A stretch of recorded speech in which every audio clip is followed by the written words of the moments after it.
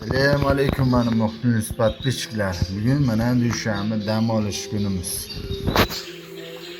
Ertalabda chiqib ota-onadan duoni olib, qushlarga e'tibor berilyapti. Bizni dam olishimiz shunaqa o'tadi. Ishni ham qilamiz, pullar topamiz, yashashni ham bilamiz.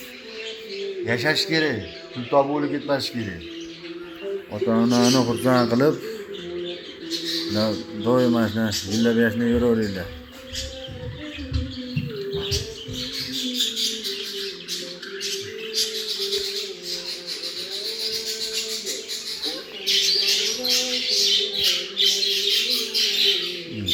Shularga qurollar qo'yib berganmiz. Shularni yaxshi ko'ramiz.